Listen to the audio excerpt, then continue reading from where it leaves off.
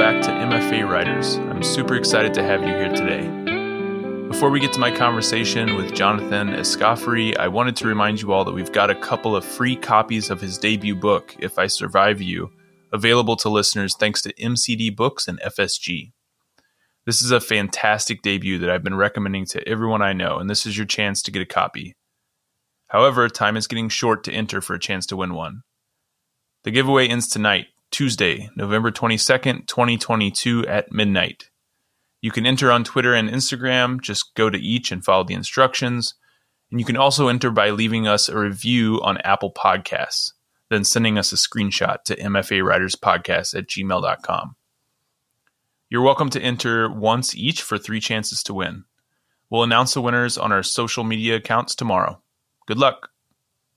You can find MFA Writers on Instagram and Twitter, as well as mfawriters.com. We love to hear from listeners, so feel free to shoot us a direct message on one of those platforms or an email at mfawriterspodcast@gmail.com. And if you have a minute to rate or review the show, the best place to do that is on Apple Podcasts. Doing so will help boost our podcast as we try to boost these amazing writers. Also, if you or someone you know would like to be a guest on the show, you can apply at mfawriters.com. On that same website, you can also click the support button to support us financially, if it's within your means. Or you can do so by going directly to buymeacoffee.com/mfawriters. Finally, as always, thank you for listening, and we hope you enjoy the episode.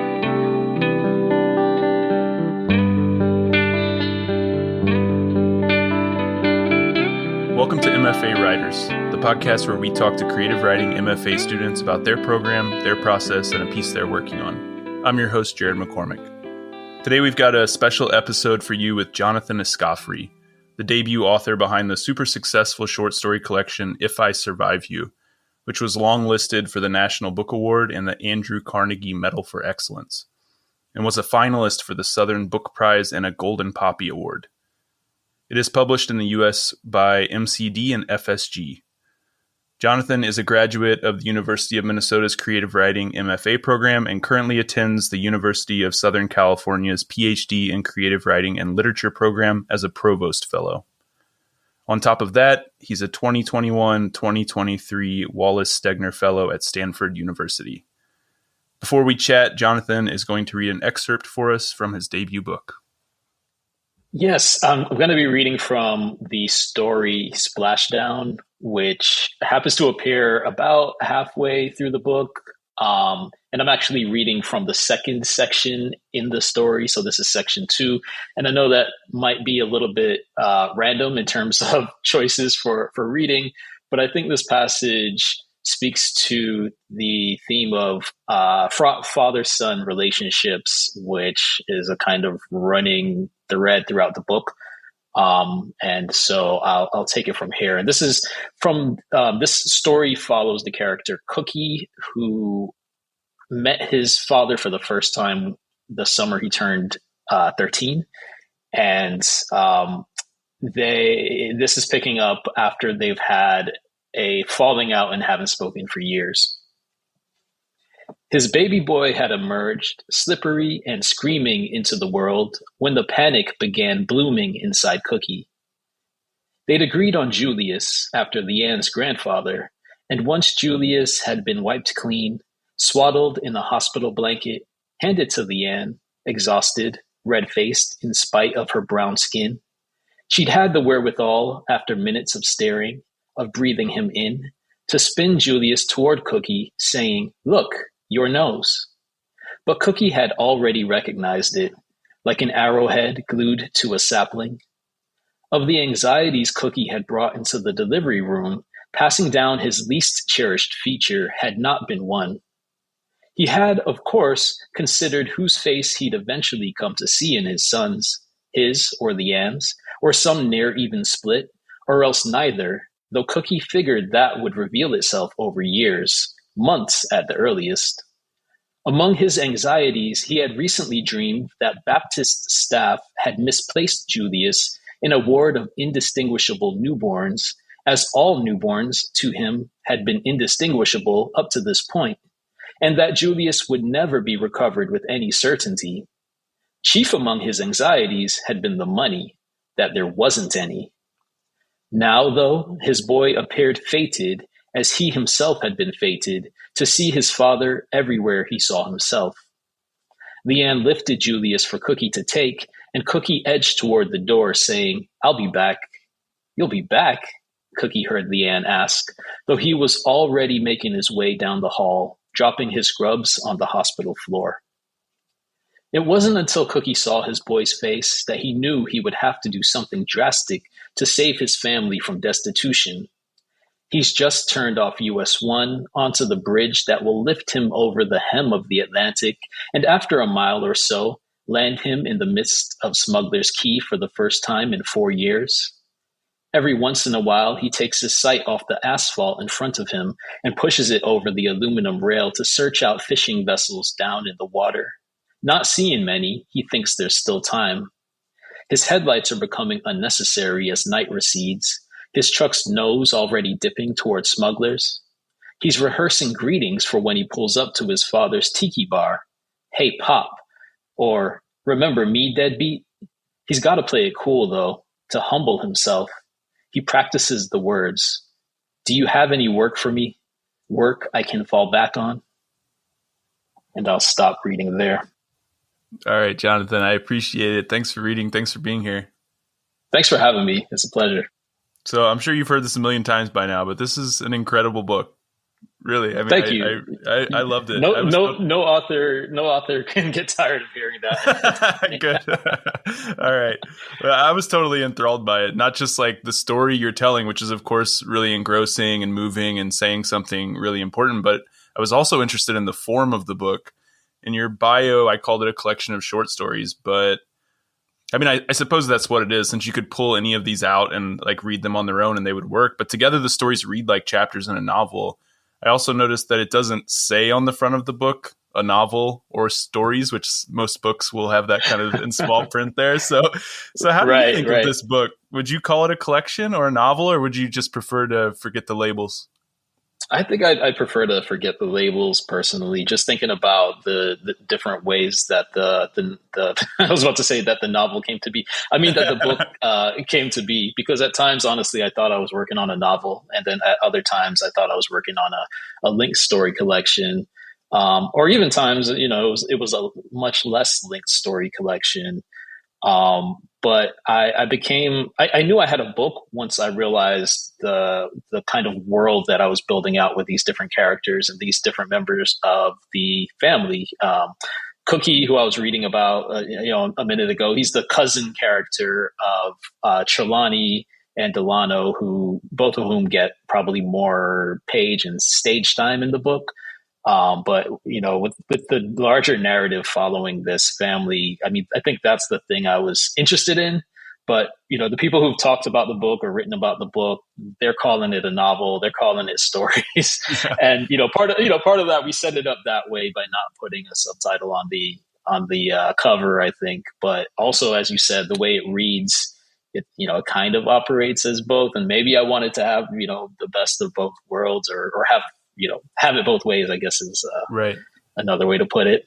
Yeah, nothing wrong with a little ambiguity. So how did it start? Because you said like there were times that you thought of you were writing a novel. Sometimes you thought you were writing a story collection. Did you think from the very beginning you were going to write a longer work, or did you write in one of these short stories and then realize there was more to be told? I was actually preparing my writing sample for applications for MFA programs, and a story. I actually thought I had my writing sample set. I was meeting with two of my closest friends who are both also applying to MFA programs, and around November 15th, we were meeting just to exchange work, and a little bit before we met, this story kind of poured out of me that it was the only story I've ever sat down and just written in, a few hours, basically. And it was a story about Trelawney and Delano and Topper and their difficulties around the living situation with Delano and Trelawney. And that is the difficulty being that Delano hasn't been paying his rent. And Topper, the father, wants Trelawney, the younger brother, to do something about it. And I was interested in kind of exploring this difficult situation between these family members that, in a sense, is kind of impossible because, Delano is not paying his rent, but the father kind of favors him and refuses to do anything about it, refuses to evict him. And yet he's putting the responsibility back onto the younger son, the other roommate, in a sense, the other tenant. And I thought just the story, it was very short, again, like 5 pages, but I thought it was really full of life in a way that some of my earlier writing might have been lacking, or maybe I was just, I was a lot more interested in these characters in this story. And so I wound up writing that, showing my friends. They had a really enthusiastic response to it. So I wound up submitting that to to the University of Minnesota, where I wound up attending, and to some other programs that I did and didn't get into. But I started to think of this story that I wrote as a kind of chapter 1 to a novel. And I really believed that that's how it was going to wind up in a future book. And so I started to write, chapter 2, and it was immediately following the brother character, Delano. And I was trying to explore like all of the characters who had popped up in this very short writing sample, opening chapter, story, whatever, whatever it was. And I really had a difficult time writing forward that way. And I really had to kind of step away from the idea that this was going to be a novel that was going to start where that story started. And I needed to kind of step back and start exploring these characters in different ways. But for a very long time, I really thought I was writing a novel that I did want all of the chapters to stand alone. I don't know why that was so important to me, but I felt like, well, if I'm going to write a novel, it should be like the perfect novel that could be excerptable. I think to my credit, I think I had an idea that it would be helpful to my career if I could pull pieces out of the book and start placing those at magazines to start, building some kind of presence in the literary world. So you mentioned that when you wrote that initial piece, it had like an energy that your other work didn't have. I'm curious to hear you talk about why you think that was. I write fiction as well. I get tired of people reading the stuff I write and just assuming it's me in the story and that it's like based on my real life. But so I don't want to like draw any conclusions about this book and your own actual lived experience, but it seems like there's some influence coming from your own life and upbringing. The main character, Trelawney, also grew up in Miami, studied English in college. So I don't know, was this the first time that some of those aspects of your life were finding their way into your work? Do you think that influenced the energy of it? That's true, I think.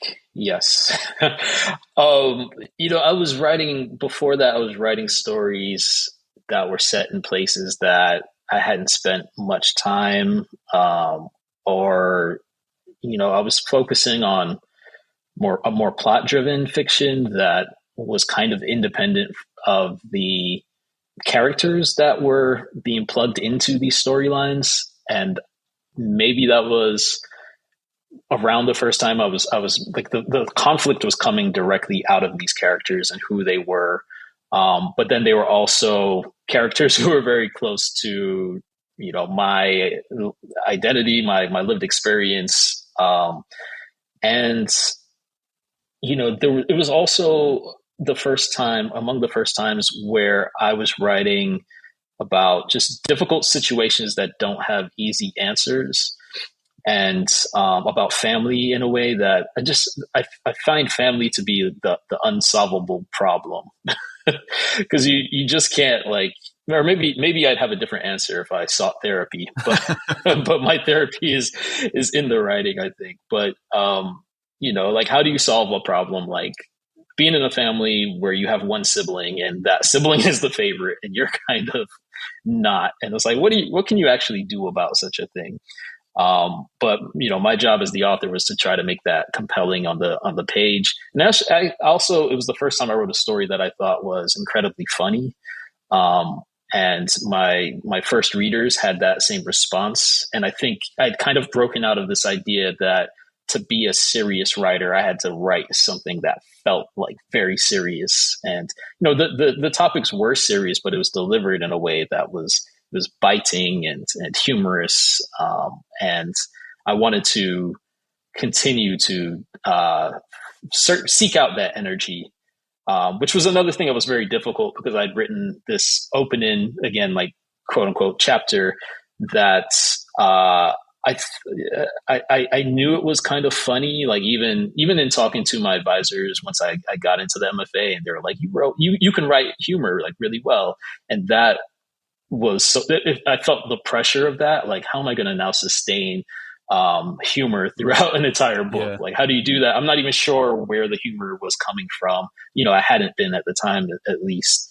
And so it was very easy to get in my head with a lot of expectations that I was setting up for myself, and that made it kind of difficult.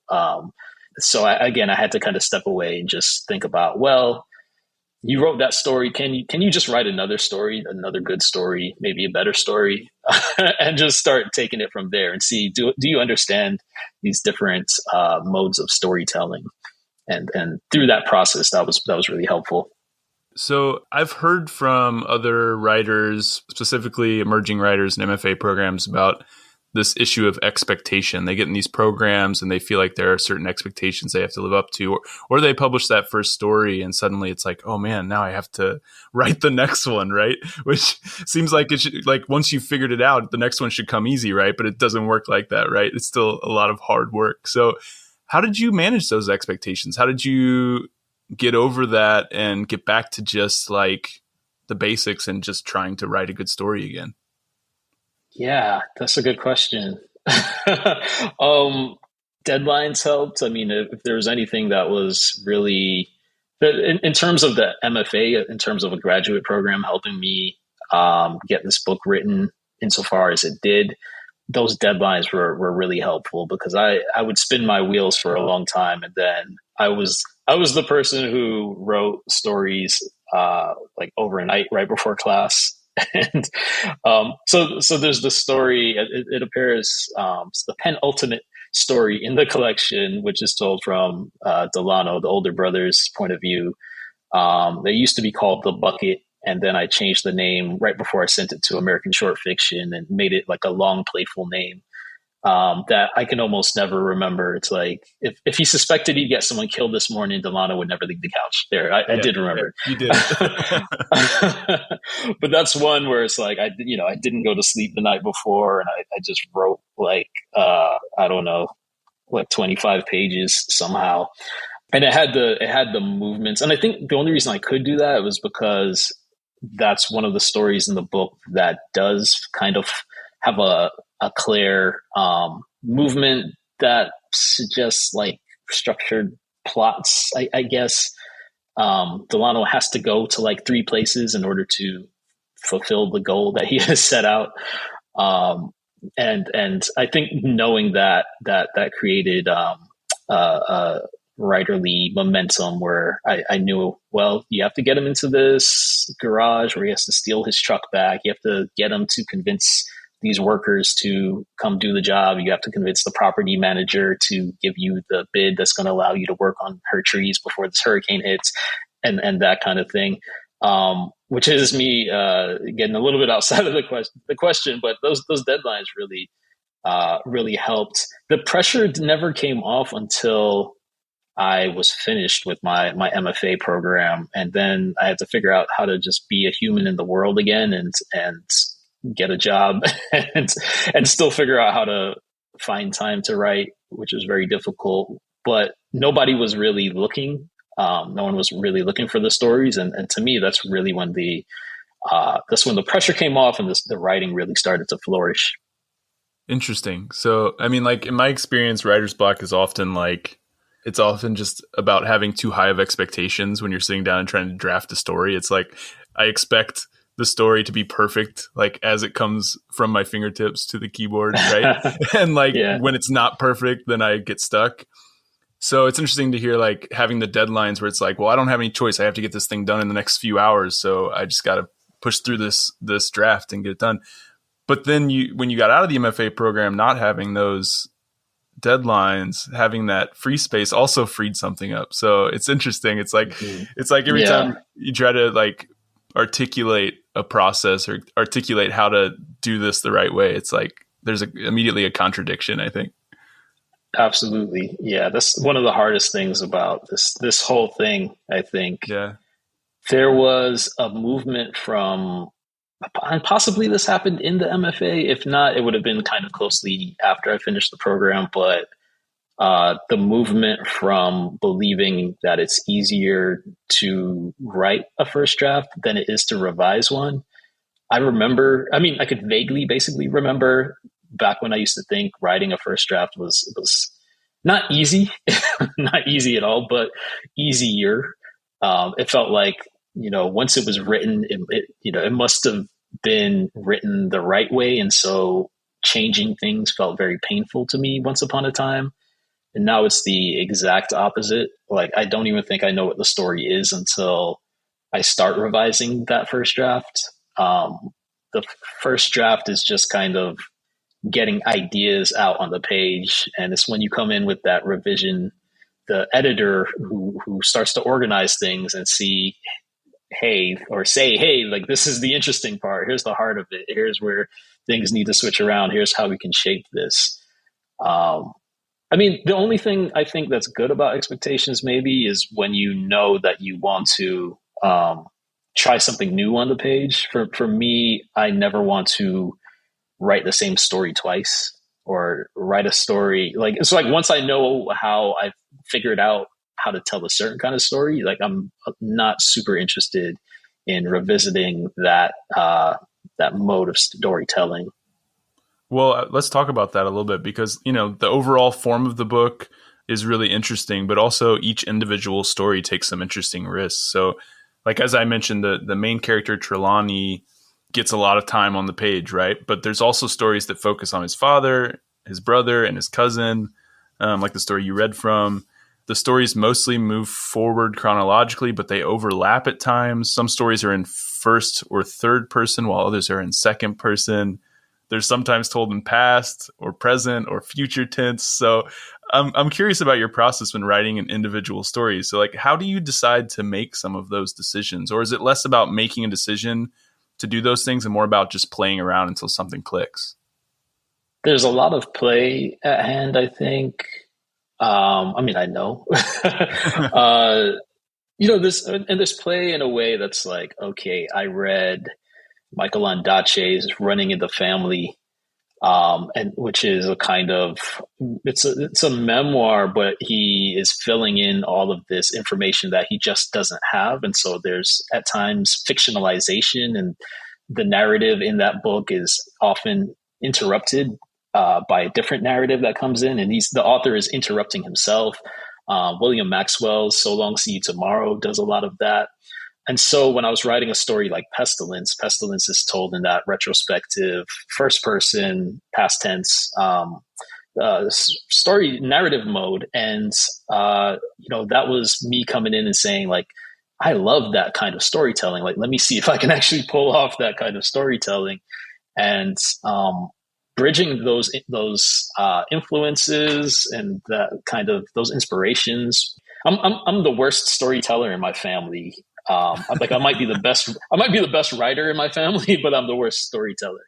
And so if you get my family around a kitchen table, like, the way they tell stories, it's to me, it's really engaging, entertaining, lots of humor, but you'll hear the same stories over the years, which is, that's just how family is. Yeah. Right. But the stories, you'll notice they'll change depending on the size of the audience, or maybe they recognize they've been telling the story for years, so now they're amping it up, they're exaggerating things, or just depending on the mood. Like, sometimes you'll hear a story and it's really humorous, it's really funny, and then you might hear that story another time and there's one piece of information, or maybe just the tone it's told in, it's actually like a tragic story. And so I wanted to in a way, like, pay homage to the ways family oral storytelling can play out and shift, and the different things that we learn. I mean, I know even my dad died a couple months ago, and I had dinner with his sister, my aunt, a few weeks back, and she was telling me a story that he told me all these different times, and it's like I'd heard it in like five different ways just from my dad, but then hearing it from his sister was, a totally different way, and there were new pieces of information, and I just love the way a story can evolve. And so, in my own writing, in using that story, Pestilence, as an example, like thinking about the way story evolves. And for us writers, like the way a story can evolve within itself, the way you can supply multiple versions of a story within the same story, and hopefully pull that off in a way that's actually satisfying to a reader. And we learn a lot about storytelling. We learn a lot about humanity, hopefully. And so, I just, depending on what I'm finding kind of interesting at a given time, like that's what I'm bringing to the page. And I knew, just to stick with that story, like I was imagining Trelawney basically, like we meet him at all these different moments of crisis throughout the book. So for listeners who haven't read the book, Trelawney has a kind of major falling out with his father. He's kicked out of the house. He starts living out of his vehicle. He starts taking on really odd jobs. So we follow him on these different jobs. And I was imagining him being in these difficult situations, but he's also still got the family dynamics going on. And so I wanted to write a story that was him really trying to unpack like what set him up to have this strained family, or these strained family dynamics between his brother and his father. And so, that was another motivation for that particular retrospective first person narrative mode. What do you think the benefit was to branching out and telling stories kind of from the perspective of these other family members? Because, I was reading it and I kept thinking like Jonathan could have written an entire novel just focusing on Trelawney and it would have been amazing. But like getting these different perspectives to me adds something. And I'm curious to hear like what your thought process was in doing that. Yeah. Particularly with Trelawney's father, Topper, and his brother, Delano. Delano came first. I knew, because there were these tensions with them. I already knew there was going to be the tensions of them living in the house and kind of fighting over who has more of a claim to the house. Delano has lived there longer. He literally helped put the roof back on the house after Hurricane Andrew blew it off. But at the same time, Delano hasn't been paying rent for years, and Trelawney has stepped in, and he's been the only one kind of paying his share of the rent/mortgage, with their father being the owner of the house. And knowing that they had these tensions, I wanted to give Delano his say, basically, because I didn't want him to be cast like only in this kind of villainous position that Trelawney can sometimes cast him in. And similar, the same could be said for Topper, with that major tension between that father-son tension. I wanted to give Topper his own story because, he's not the most present. I try to avoid the words like good and bad, but like he's not the most present father when these boys are children, and he's not the most present husband, particularly once the family moves from Jamaica to Miami. And so I wanted to give him his point of view, so we see like, well, what's he thinking? Like, why does he think what he does is okay? What are his motivations? What are the larger systemic issues that are maybe putting pressure on him to, try to seek employment out in these social settings late at night that are keeping him from being home with his family? How is our economic system that has very few social nets setting him up to be, a kind of poor father, poor husband? And so I wanted to explore that. So, it's almost like me saying I wanted to be fair to those other characters. Yeah. One other thing, like Delano, in Trelawney's eyes, he can't lose, and it's like in most of the stories he can't. He's up in all these different ways, but I wanted to focus on him when he was down. Like, what does it look like for Delano, the family favorite, the person who everybody likes, when he's down and out? Like, what does that look like? So I also want to talk a bit about your journey to this moment, having released your debut book to some much deserved praise and success. A lot of our listeners are emerging writers who are in creative writing programs or applying to MFAs. You've been in their shoes. You've attended an MFA and a PhD in creative writing. So I'm curious what message or advice you have for those listening who hope to get where you are one day. Or in other words, what would you say to a younger Jonathan Escoffery just entering the MFA program at Minnesota? I would say be patient, be as patient as possible. I definitely felt that I needed to publish or start publishing right away. I don't know. I had these expectations. I mean, one simple one that I've heard from a lot of faculty, I'd been told myself, like, don't expect to have a finished book by the end of this program. A better goal might be to understand, like, what kind of artist are you trying to be, or what kind of artist are you striving to be? Figuring out your interests, or what it is that you're going to be writing about in the near future, or in the long term, like trying to figure out what it is exactly that is going to drive you and keep you engaged as a writer.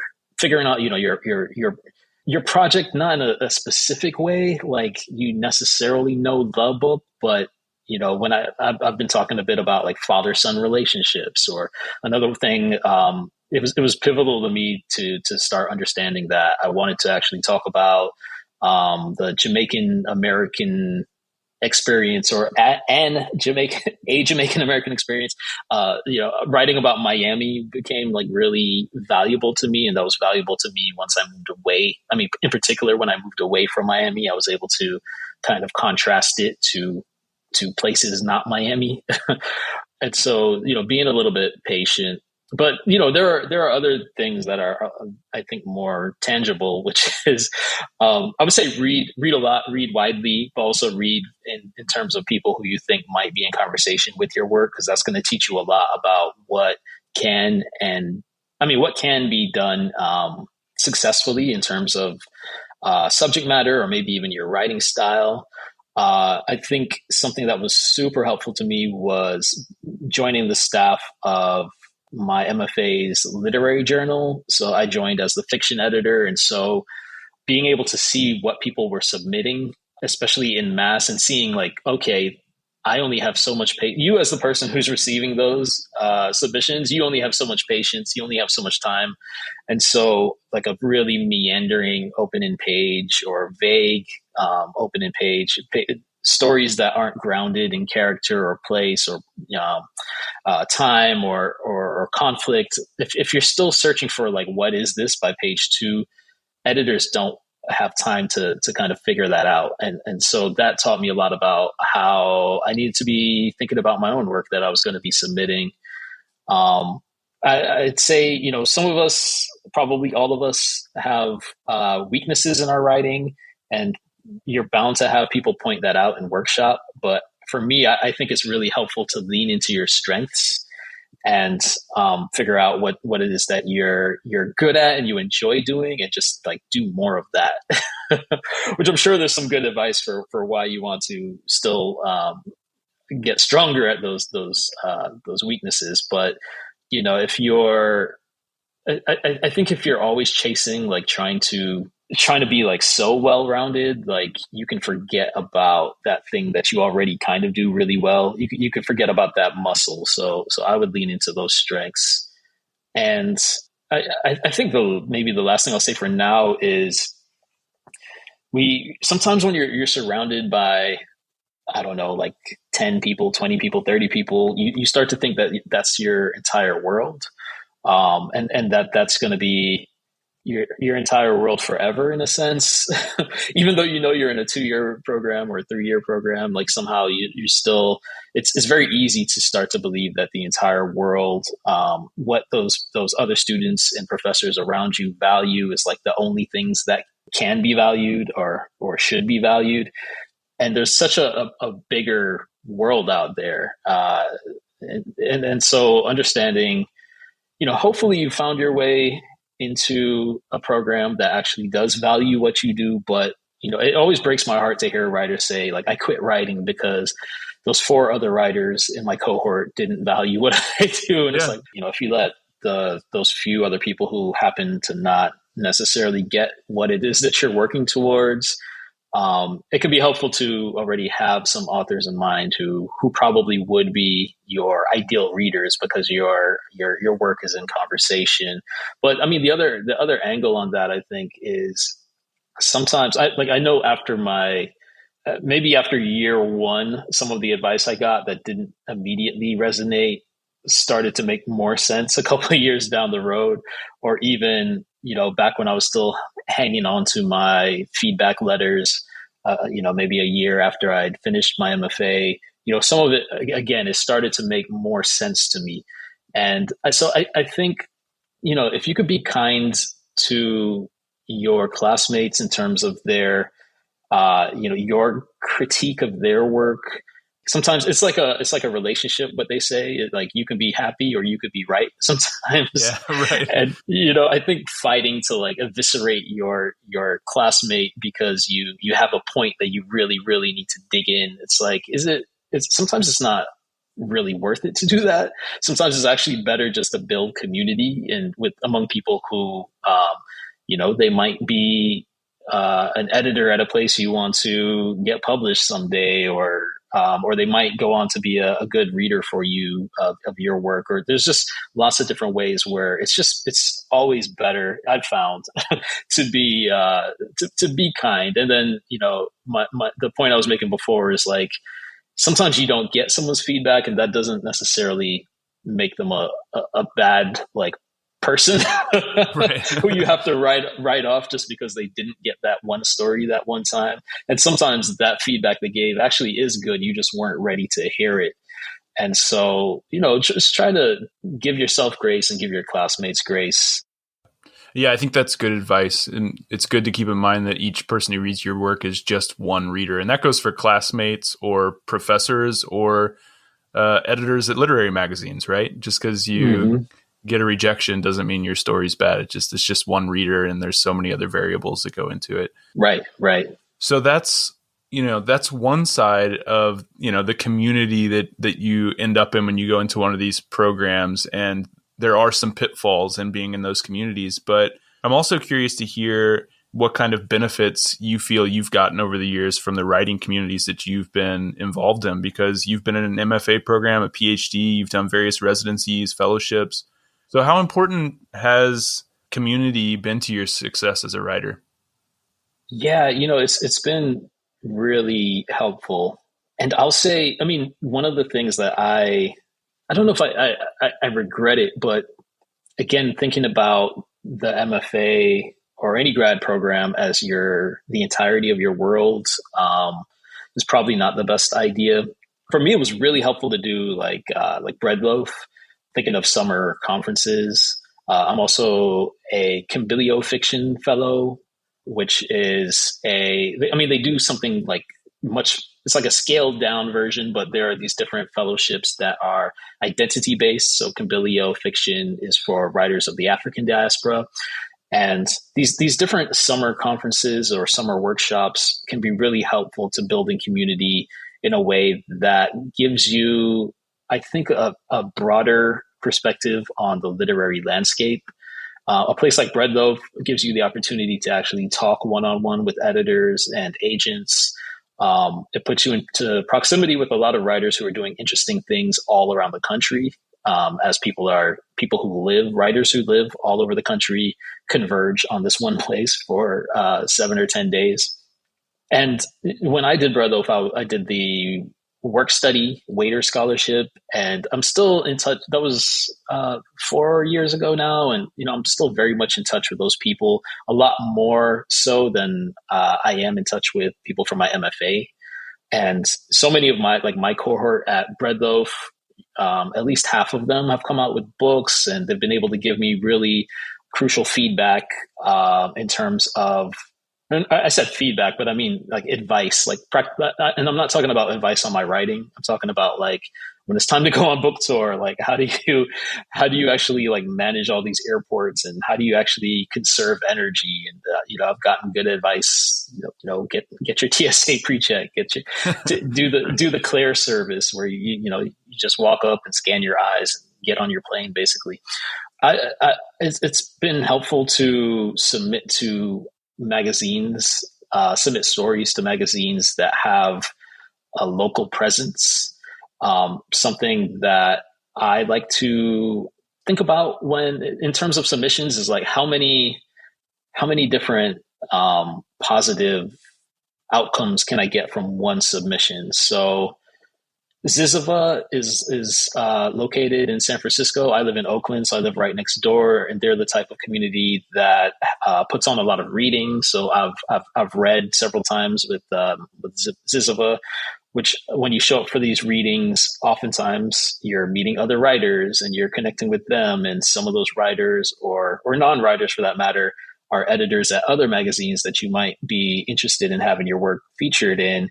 And oftentimes those editors, they'll hear what you read and like it, and then they'll reach out to you. And now you can skip the slush pile, which means your work starts to get picked up a lot quicker. Other magazines have things like classes, or they're associated with conferences.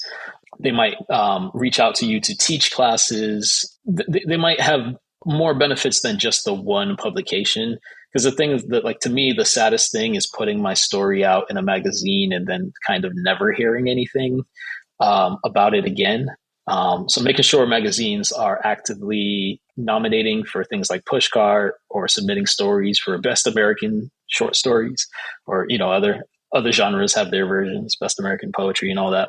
Or some of the magazines have internal award systems. So like Prairie Schooner has an annually they award a good percentage of the people who are contributors to their magazines. And so that's one where, a year after I published, I was notified that I won an award, and there was money attached to it. And that's always a great thing because you get money. But then you could also put that award on your CV or whatever. You get more attention, tweet it out or whatever, put it on IG. The Paris Review is, another one that has its, that was like a really, my career took off as a result of the Paris Review publication, and then the Plimpton Prize, which I won a year after I published there. And whenever you can get that two for two for the price of one story, to me, like, those are the places that you want to be submitting your work. Once it's time to start submitting your work, once you actually feel like, okay, I've written the thing, I've revised it, I've shown it to people, I've stepped away from it, I've come back to it, there's nothing I would change. Like, that's when you really want to start submitting your work.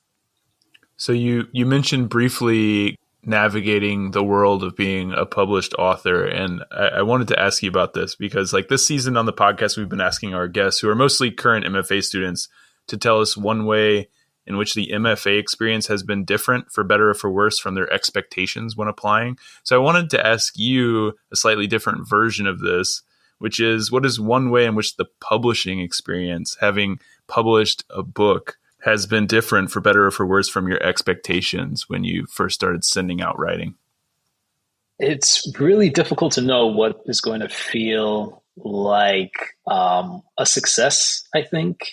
So I mean, here's the thing, right? And this is directly related to my experience of getting the book published. But when you're going the traditional publishing route, typically you have an agent, and your agent goes on submission to a bunch of publishers, a bunch of editors. And after however you wind up agreeing to a deal, whether that's, you get some kind of preempts, you have a big auction, whatever it is, after the excitement of that, things get really, really quiet. And it's almost like depressingly so.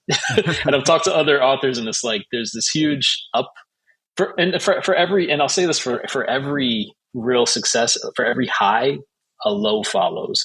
And part of that might be, you're adjusting to the new normal. But then you start, eventually you do start hearing from people. You start hearing from your publishing team. and you start getting closer to publication date. And it's just really difficult to know what's going to feel like, okay, this is it. I've arrived. It might actually be your book launch, if you even do a book launch at typically a bookstore or somewhere that's willing to carry your book.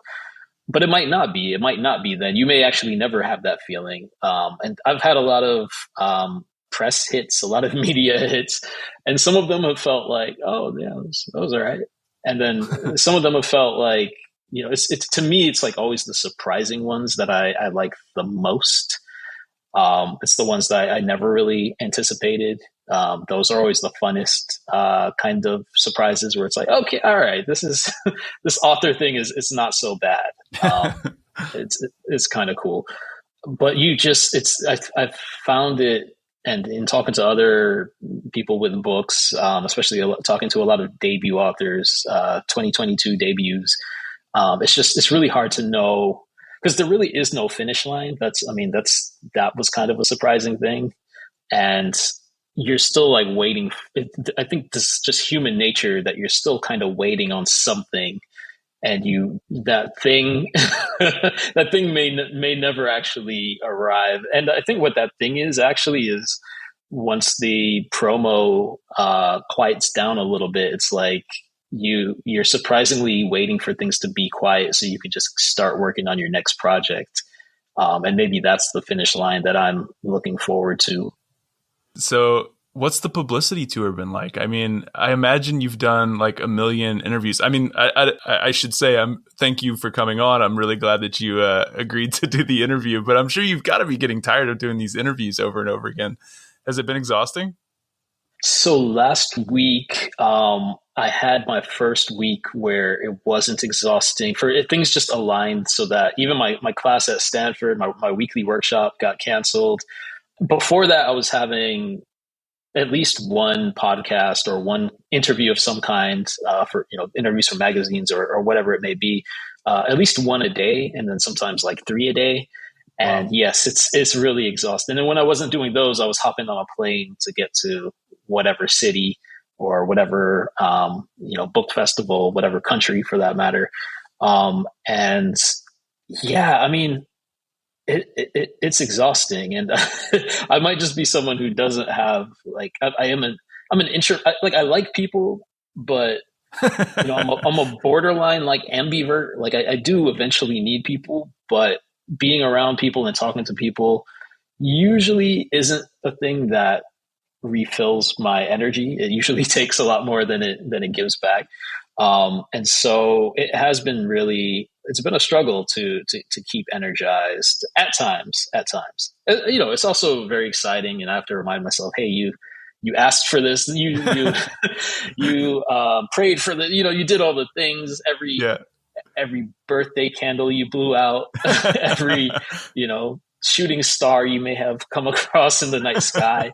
You've been wishing for this for, as long as you can remember, in a sense. And so, I try to also keep the attitude of gratitude, as they say, along with that. But yeah, it's been, but even, I mean, going back to like the surprising, sometimes the conversation, the interview that you were excited about because it might be associated with the outlet that you've always wanted to, do an interview with. Sometimes those go great, and then sometimes those are like, oh, like that was kind of like draining. And then sometimes the conversations that weren't on your radar are the ones that actually are like really energizing, and right. and you come away with, it's like, oh, that was, I didn't even know that I was going to have such a great conversation, and you come away like actually energized from those. And so just, you never know. There are lots of surprises in the whole process of doing the promo for the book. And to top it all off, you're in a PhD program right now at USC. So how are you balancing all of this, being a writer, being a student, being a promoter of your work? I'm not balancing, really, honestly. So from my first year, I moved up to Oakland to do the Stegner Fellowship, which the main demands is that demand is that you show up for a weekly workshop. And so my first year I was here, I was still doing the PhD and balancing some things, and also preparing for the book to come out. And I would say with the book promo was successful. I would say everything I did for Stanford and the Segner was successful, but the PhDing part was really falling apart. So this last year, academic year 2022-23, I'm on leave technically from USC because there's if I'm going to do a thing, I like to do it well, and otherwise, like even if I know I'm kind of not doing it well, and as part of the plan. That thing is still going to take up a lot of brain space that I could be using elsewhere. And so, once I finish at Stanford in June, I'll be freed up to return to PhDing.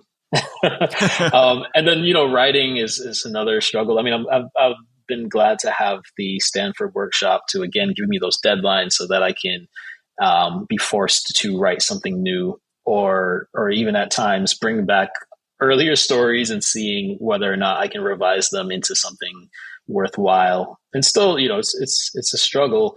And the thing that maybe they do tell you, maybe they don't, about putting a book out is it's a full-time job.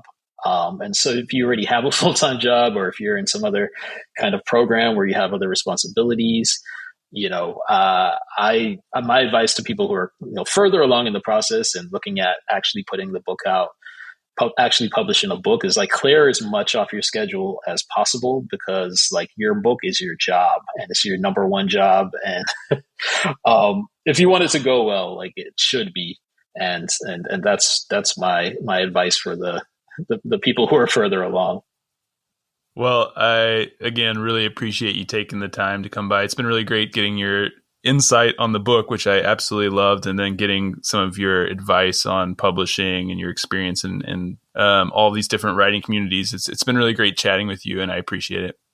Yeah, it's been a pleasure talking to you. Thanks for having me. I look forward to watching more of your episodes. I was peeking into some of them, and I've been getting like really this weird feeling of retrospective advice that I was like, oh yeah, like that would have been really great like 8 years ago. Yeah. Well, our lucky listeners got a bunch of good advice today, so thanks again.